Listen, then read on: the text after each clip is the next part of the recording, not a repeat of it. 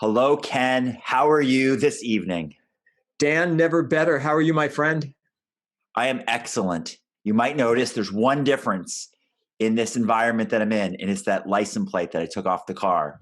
So tonight, we're talking about tolerate this. What is that all about, Ken? I will tell you. Let me begin with a little story. We have a dual kitchen cabinet, and for about the past year, there's been a screw loose on one of the hinges. And about every other day, when I open it, I can't close it all the way because it's out of alignment. So I started keeping a little screwdriver there just so I could tighten it up every other day and it would be okay. And after about a year of doing this and becoming increasingly annoyed by it, I just and bought a longer screw.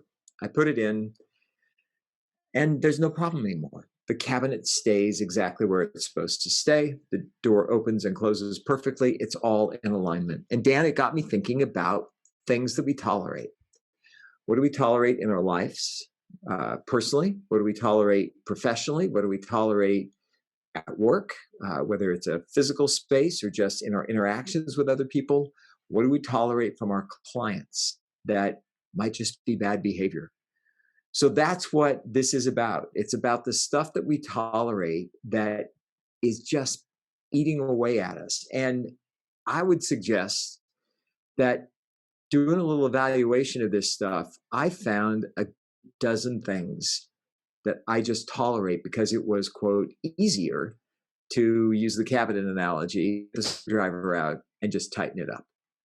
And so I'm wondering, everybody who's listening, about the things that they tolerate in their lives and what the cost is overall, especially when all those things start accumulating. And it's one little annoyance after another during the course of the day. What do you think, Dan? Well, I can relate because, in the words of my mother, I also have a screw loose. But it's not solved by a simple longer screw. It's up there in the head. No, I completely relate. I will say I make a concerted effort to discover the things that annoy me just by realizing they're annoying me, and to not let them go on much longer. There's a Tony Robbins saying, kill the monster while it's little before it becomes too big and overwhelming. And then it's too hard to even deal with. So if it's a little annoyance and I can deal with it very quickly, it doesn't grow into something bigger for me. And I often find that I gain momentum when I, in your example, fix that one screw. I'll say, hey, I already have a screwdriver out. Let me go find some other loose screws and fix those too, right? And it gives me a lot of satisfaction to go around and find those little annoyances and fix them, repair them, deal with them in the moment. So, no, I think this is a great topic to talk about. What would be the first area of life that you think people are tolerating things and what they should do about it? Actually think it is in the area of stuff around the home. Uh, Besides that, screw beings, and this certainly relates to business, but you and I had talked for several weeks about some of the challenges with my internet connection. And it was just easier to it's good enough, it's fine, we'll make it through. What I ended up doing was upgrading it to a higher caliber, and I noticed something change. Like when I get on for a Teams call or a Zoom call or a Skype call, whatever it is, I don't have in the back of my mind, I wonder if I'm going to freeze. I don't have back of my mind, I wonder if the other person is going to say, I can't hear you anymore. That just disappeared. And so it's work related, sure, but it's sort of part of the home environment. So I think a scan of that would be a great place to start. We noticed one other thing, and it was just this goofy malfunctioning light switch. It's like, it's push button thing. And it's like, if I kind of push it this way and then a little on the left and stand on one foot and sing a song, it seems to work fine. And after a while of doing that, I just called a friend of ours who's an electrician, came over, and in 5 minutes it was done. And so I'd start with like just things in your home environment that you could quickly take do a scan and take stock of, and make some corrections. If you're handy with stuff, you can do it yourself. If it's something involving electricity or plumbing, strongly suggest you call a professional. Just get that stuff corrected, because the cool thing is, like internet connection, which I don't think about anymore, and like with the cabinet, which I now no longer anticipate isn't going to close, light switch, which in my mind I would like hedge my bets. It's like, I wonder if it will, wonder if I won't. If it won't turn on or off, all that stuff is gone. Those are little things. Those are seemingly really small things, but every one of those little annoyances added up to just like a day of pulled out of the moment and sucked into this stupid little vortex called it's just not working. So for many years, I was a landlord for the rental homes that I owned, and I would get these annoying phone calls from tenants telling me about all the things that were broken. And I had a nice, call it Rolodex, of different tradespeople and handy people who could come over and help them out and solve those problems. And then I discovered something that probably many of you have discovered, which is there are these simple things that usually only you get when you buy or sell a house, which is a home warranty. And at first glance, a home warranty seems expensive, right? You might think you spend, we'll make up a number, $100 a month, and you might have $100 deductible.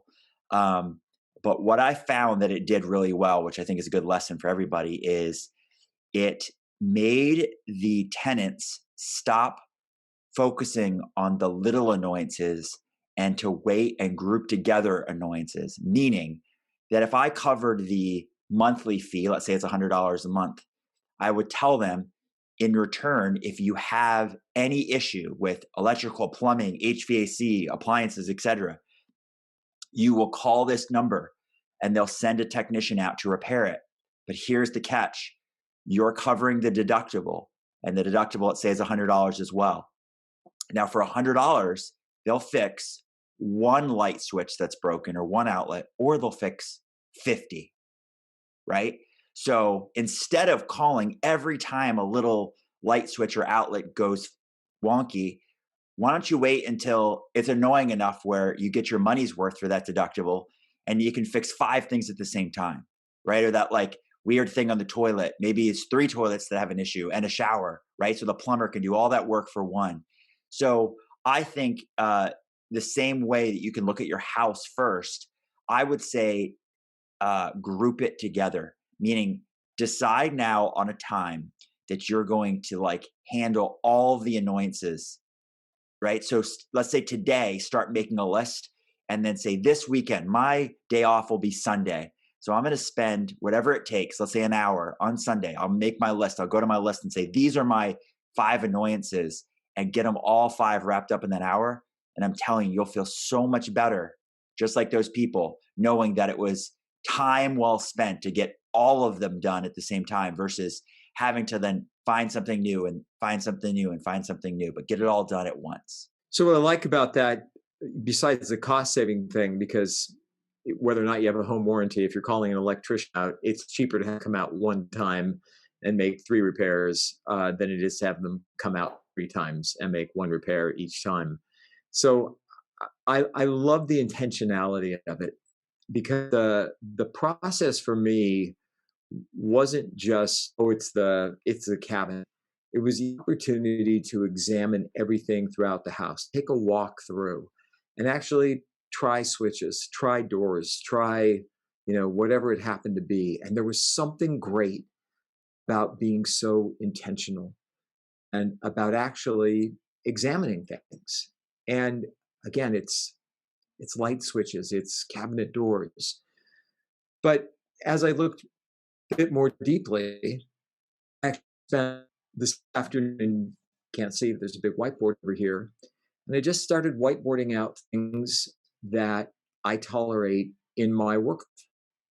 Like, what are the things that I tolerate from clients that go well beyond just like added value and delivering what they want to deliver? What are the things that I tolerate from myself in terms of what I produce and the output that I have?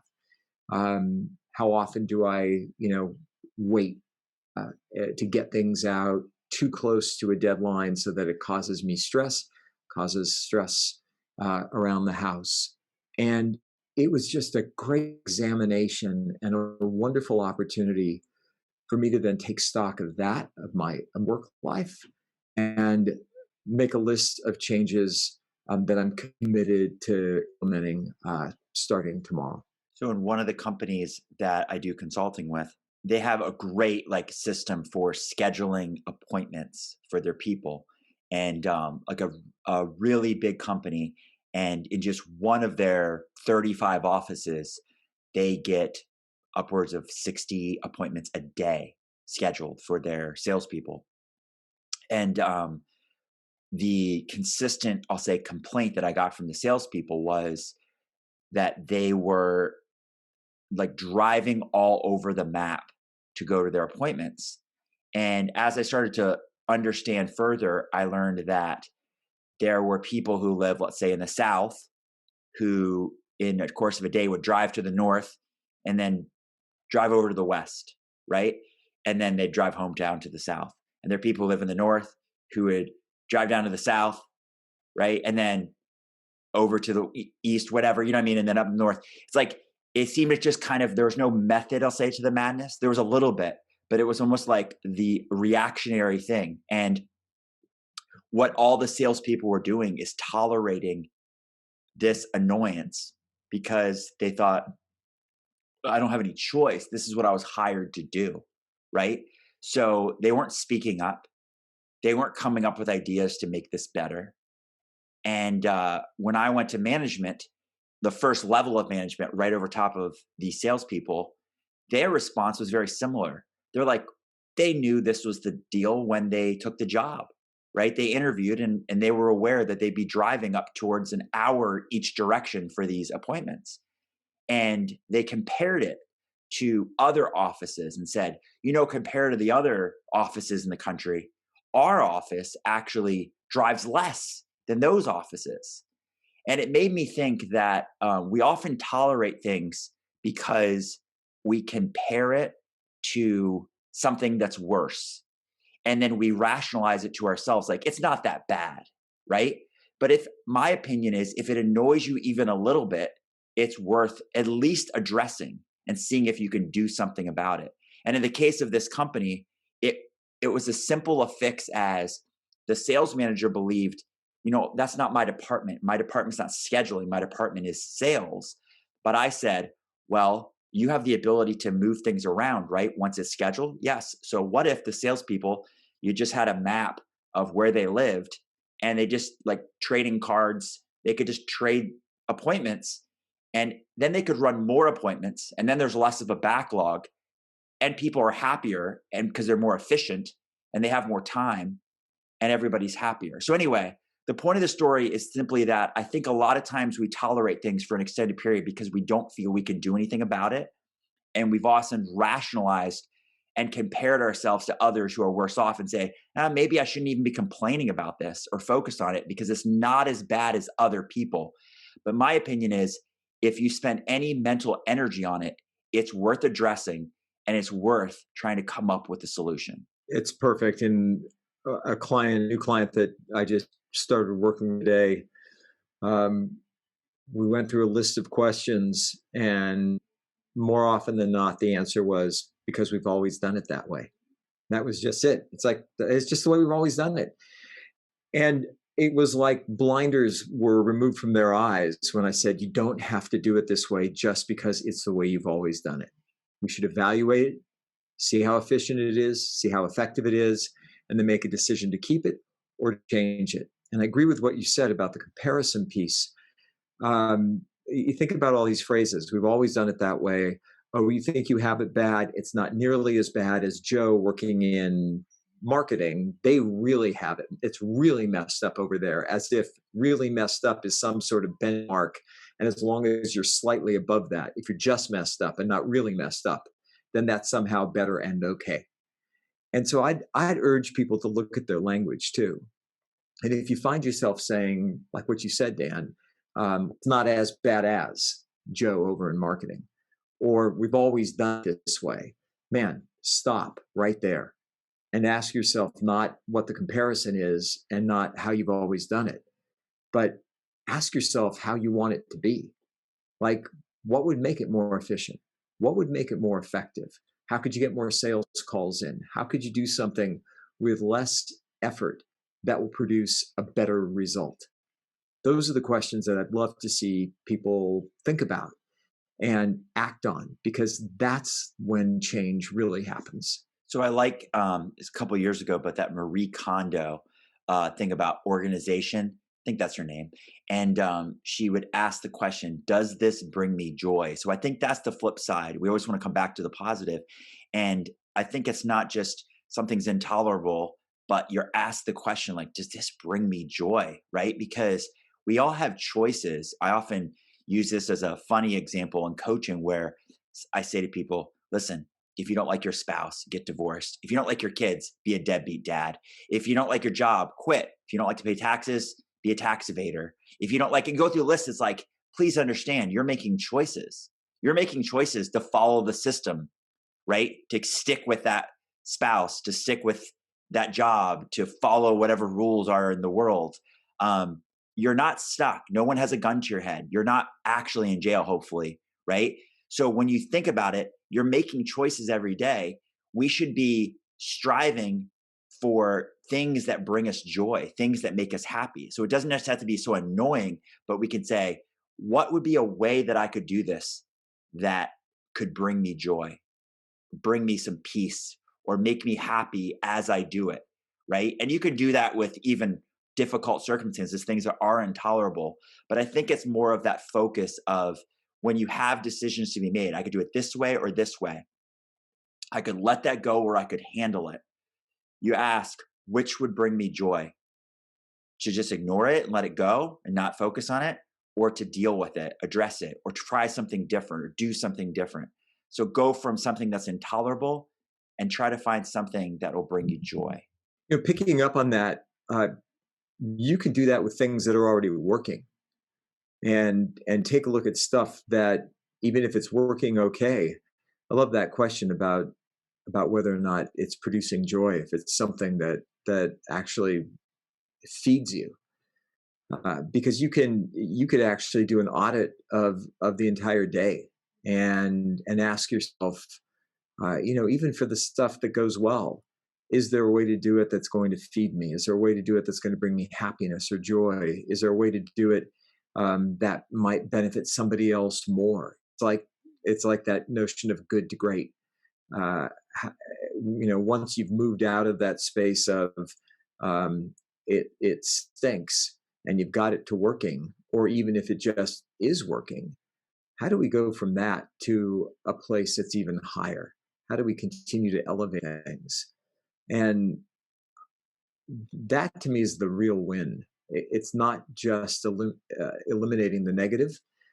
It's not just moving past the annoyances. That's like the baseline, I think.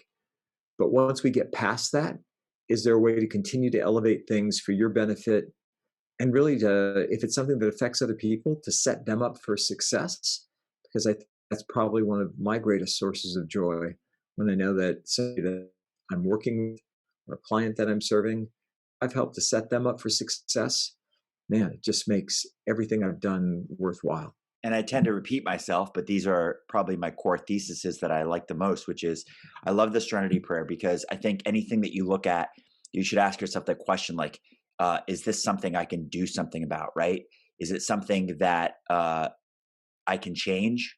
And if you can't change it, I think the key is not just to accept it, right? Accept the things I cannot change the things I can. But once you accept, to move from acceptance, because sometimes acceptance can be like, oh, I guess, right? I guess I have to accept that, to, call it utilization. Utilization is you use everything that you can't change, but you've made a choice that's going to stay in your life, or it's part of what you signed up for. and you utilize it. You tell yourself how that actually serves you, because nothing has any meaning except the meaning we give to it. So if I was a salesperson and I can't change the fact that that's the territory they give me, then I need to utilize it. I don't just want to accept it. I want to embrace it. I want to utilize it and say, isn't this great? This gives me time to listen to audiobooks as I drive, or to record my sales presentation and listen to it and get even better because I have this great drive time and I have this time for reflection to think about the sales presentation as came from and learn from it and grow. Where if I was so close to where I live, I wouldn't have that time. I'd be back with my house and I'd be around my family. I have distractions. But this alone time in the car is that time that I so desperately need. And now that I have it and I can't change it because that's the system that they're not willing to change for just me, that I utilize it and I make it something that benefits me and I see it for the good that I can take from it. I think one of the challenges is at the beginning of what you were saying, that kind of begrudging acceptance, which I think is not really acceptance. Acceptance is like your ability to be with life as it is and as it is not. It's like living in that space where you truly can be with it. I think that begrudging acceptance is really, it just gets collapsed into tolerance. It's like, I'll tolerate it. And when you tolerate something, I think of pain. It's like, I can tolerate this much pain. And we mislabel it as accepting it. And it's not. And so I think people have got to be honest with themselves about, is it a toleration of something, or are you truly accepting it? And for me, that test is, can I be with it as it is? Can I be with it as it is not? And like, be with it, not be in pain about it, not suffer, and not allow it to continue to run, because you're no better off then. In fact, you're probably worse off because you're pretending that you're accepting something and you're actually not. And as a result of that, there's going to be that dissonance within you that's going to cause even greater stress. So I just urge people to think about the language and get really clear about whether or not they're able to step into that space of true acceptance, and then to that utilization piece that you just talked about. So to wrap this up, I would say that make a list, start now, of things that are annoying to you, things that you can do something about, and then schedule that day, whenever it is, and in a short period of time, in one fell swoop, get it done. Clean that list off so you don't have to tolerate something that you have control over doing something about. But those things that are annoying to you that you can't do anything about because it's just part of the system that you're deciding to continue forward with, and life is imperfect and it comes with the good and the bad, that you look at the bad and you don't just tolerate the bad, like I say, but you utilize it. You go from acceptance to embracing, and you find some good in it. Because if you're going to continue to make the decision to keep that in your life, then allow it to bring you joy. Make the most out of every situation. Solve the intolerables and make them tolerable, but not just tolerable, but something that brings you joy. And I would just say, what if it's all coaching? What if every single thing that occurs is an opportunity? The good, the bad, the seemingly indifferent.